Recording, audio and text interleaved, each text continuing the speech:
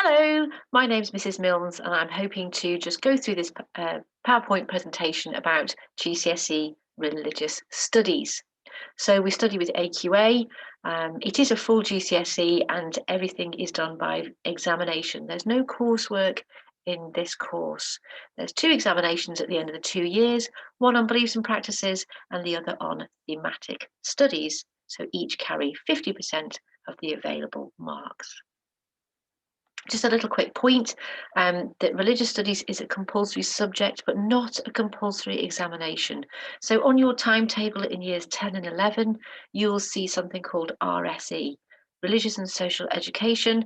It's scheduled once a fortnight on a carousel with careers. And over the year, we probably see you 10 times. That will be on your timetable, whether you opt or not, but there's no qualification from it because we just don't see you for enough time. So the course is split over the 2 years. Year 10 is focusing on beliefs and practices in Christianity and Islam, particularly focusing on those core beliefs and practices and looking at some of the differences between the different denominations. Year 11, we put those beliefs and practices into practice and we see how they impact on people's ethical and moral decision-making processes. So what will you cover?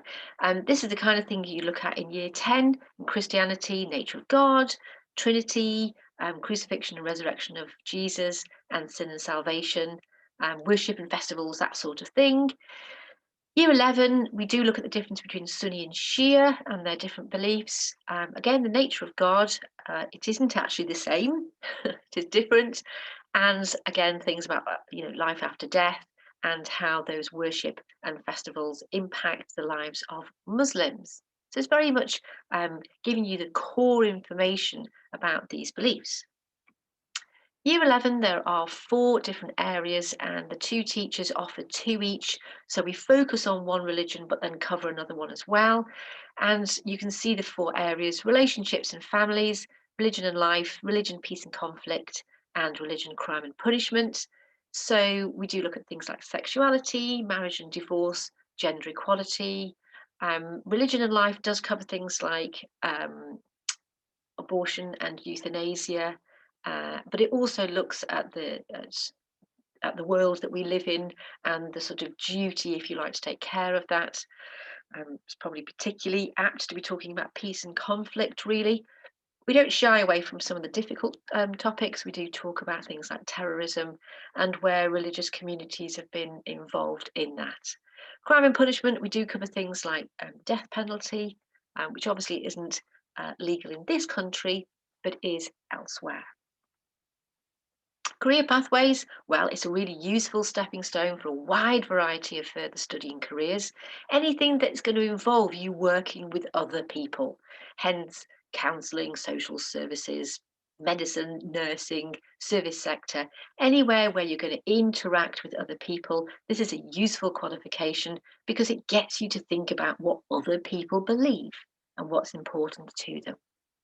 Thinking about A-level, it's a really useful preparation for A-level religious studies, but also for other social sciences, or indeed any other humanity, because you're building up those skills. So what can you expect? Well, each year you'll have 5 lessons per fortnight. Year 10, it's split between me, Mrs. Milnes, I do the Christianity side, Miss Jenkins does Islam, and in year 11, Miss Mail picks up the some ethics, and Miss Jenkins carries on with some ethics. Why? Because each of us are teaching what we teach as A-level. So we're teaching to our strength. And the kind of typical lesson will involve recap quizzes, key questions, some supporting clips to get you to develop those ideas, big links to prior learning so you can make these connections, and sort of discussion and debate. The kind of support that's available for you, we do have revision guides and textbooks, but we will also meet with you if that's what you need, and we do offer revision sessions. So, is this for you? Well, if you are these things, most definitely yes. If you're open-minded, you don't have to have faith. If you have, that's great. If you haven't, equally great. What I do need you to be is open-minded about other people's beliefs. And be curious. One of the signs in our room is be curious, not judgmental.